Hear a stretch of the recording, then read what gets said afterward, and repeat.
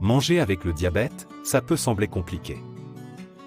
Entre les calculs, les restrictions, et toutes ces recommandations parfois contradictoires, on peut vite avoir l'impression que planifier ses repas est un vrai casse-tête. Faut-il vraiment peser chaque aliment? Est-ce qu'on peut manger du riz, surtout quand c'est un aliment de base dans sa culture? Et si l'on est trop mince, comment prendre du poids sans déséquilibrer sa glycémie? La bonne nouvelle, c'est qu'il existe des solutions simples, accessibles et adaptées à votre quotidien. Aujourd'hui, je vais partager avec vous 7 conseils pratiques pour gérer vos repas sans frustration. Conseil numéro 1, comprendre ce qui impacte la glycémie. Le sucre, ce n'est pas seulement dans les desserts. Le riz blanc, le pain blanc, et même certains gras peuvent influencer votre glycémie. Ce qu'il faut retenir, c'est que les glucides raffinés, comme le pain blanc ou le riz blanc, agissent comme du sucre rapide et provoquent des pics. Un excès de graisse peut aussi aggraver la résistance à l'insuline. La meilleure façon de savoir ce qui vous convient, c'est de tester votre glycémie après les repas pour observer comment votre corps réagit. Et si vous aimez le riz ou le pain, pas besoin de les supprimer, l'important, c'est d'apprendre à gérer les portions intelligemment. Conseil numéro 2, mettre en place une routine alimentaire. Sauter un repas pour se rattraper ensuite avec une assiette trop copieuse, c'est l'une des pires erreurs. Ça provoque des chutes, des pics de glycémie, et parfois même des problèmes digestifs si vous prenez vos médicaments le ventre vide. Une bonne stratégie, c'est de définir des horaires fixes pour vos repas, et d'essayer de les respecter.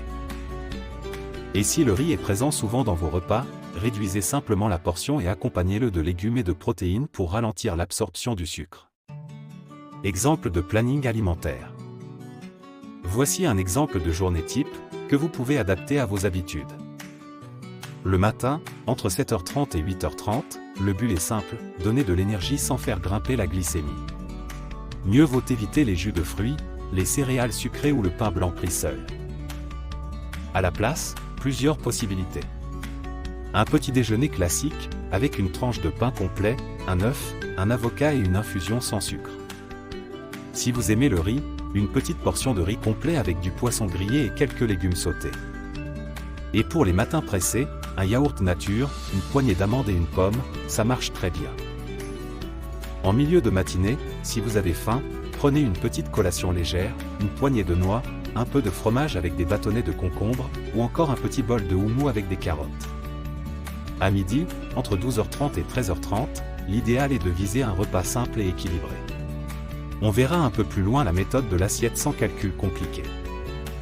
Et pour les jours pressés, une salade composée fait très bien l'affaire.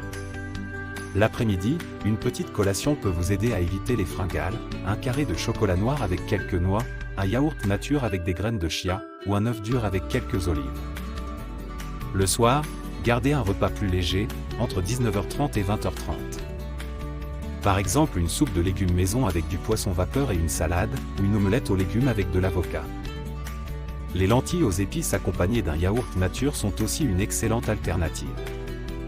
Et si vous avez tendance à faire des hypoglycémies la nuit, une petite collation avant de dormir peut être utile, quelques amandes, un yaourt nature ou un morceau de fromage avec quelques graines. Conseil numéro 3, contrôler ses calories sans stress. Faut-il vraiment compter chaque calorie? Pas forcément. L'important, c'est de trouver un équilibre qui correspond à votre corps et à vos besoins. Si vous êtes en sous-poids et que vous avez du mal à reprendre, ajoutez des bonnes graisses comme l'avocat, les noix ou l'huile d'olive, ainsi que des protéines. Mais évitez de manger trop sucré d'un coup, pour ne pas provoquer de pics. Si au contraire vous voulez perdre un peu de poids sans frustration, réduisez simplement les portions de glucides, sans les supprimer totalement, et privilégiez les aliments riches en fibres et en protéines, qui rassasient mieux. En général, une alimentation entre 1500 et 1800 calories par jour peut aider à stabiliser le diabète, mais cela dépend de chaque personne. Conseil numéro 4, gérer les glucides intelligemment. Les glucides ne sont pas interdits, mais ils doivent être bien répartis. L'astuce, c'est de toujours les associer à des fibres ou à des protéines.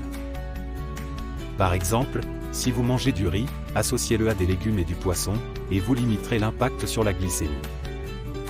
Et si cela vous aide, utilisez une application pour suivre vos glucides, mais sans obsession. Conseil no 5, mangez plus de fibres. Les fibres sont vos alliés. Elles ralentissent l'absorption du sucre et aident à éviter les pics. Vous en trouverez dans les légumes verts, les lentilles, les pois chiches, l'avoine ou encore le pain complet. Un geste simple, privilégiez les fruits entiers plutôt que les jus et remplacez une partie de vos glucides raffinés par des versions complètes comme le riz brun ou le pain complet. Conseil numéro 6, limitez les aliments ultra transformés. Les plats préparés, les fast-foods ou les produits industriels sont souvent remplis de sucre caché et de sel.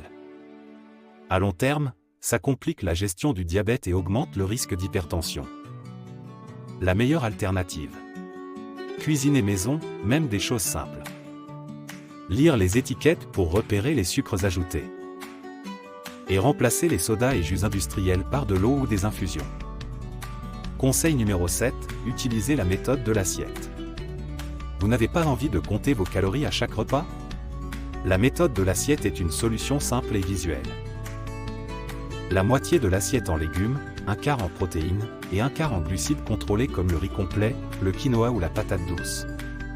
C'est simple, naturel, et ça évite de peser chaque ingrédient. Même si vous mangez du riz, appliquer cette méthode permet de garder un bon équilibre. Ce qu'il faut retenir, c'est qu'il ne s'agit pas d'avoir un plan ultra strict, mais plutôt une alimentation équilibrée et adaptée à vos besoins. Testez, observez comment votre glycémie réagit, et ajustez peu à peu. Et souvenez-vous, simplifier, c'est souvent la clé. Dans notre prochaine vidéo, nous parlerons de l'impact de l'activité physique sur le diabète, ne la manquez pas. Si cette vidéo vous a été utile, pensez à vous abonner à la chaîne Glucovie, à liker, ou à la partager autour de vous.